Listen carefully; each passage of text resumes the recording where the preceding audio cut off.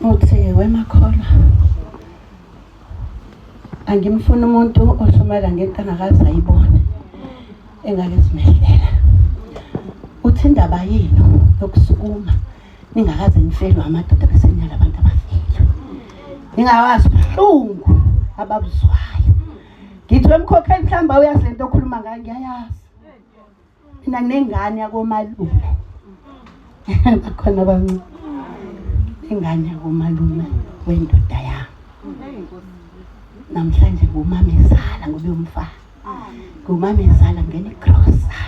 Qinisa umakoti. Ukuthi amanye le ndoda yakho awakwakho. uNkulunkulu ukuthembile ngedlusi lakuthemba ukuthi nana yokwehla kule ndoda wena uyoba ikhava. Ikhava ivithembekile. Kade ngishisa amaphepha ekhaya angisanomezwa nomithaya. Ngiyafica ngaphakathi akusekho lutho. Sebawakhipha amaphepha bawaqeda. Kodwa ikhava isalokhu ithula ubona into enhle mawubona phansi. Leli exercise le exercise elihlala ngathi ngaphakathi akusekho lutho. Khava yethembekile thina siyikhava yamadoda.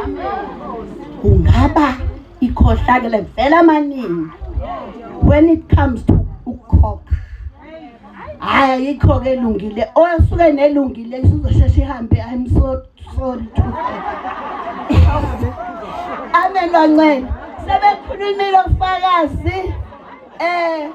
Angazi noma ngizoyona noma ngizoyiqhubha yini lenkonzo. Amen.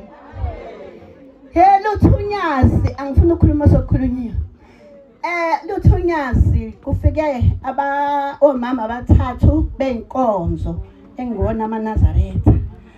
Bezothi uthe babamkhulu akubuyisela umthetho.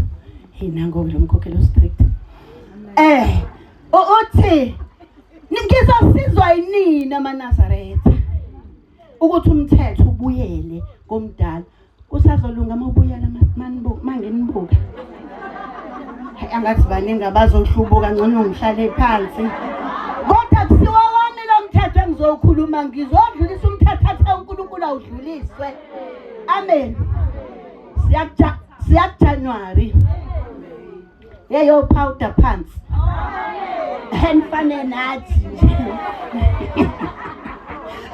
Ninifane powder pants ngelinye ilanga inkosana ihanjelwa inkosikazi yayo sewumakoti uthi ngiyahamba ngathi ngiyawela ngiyahamba ngiwelela phesheya eKenani manje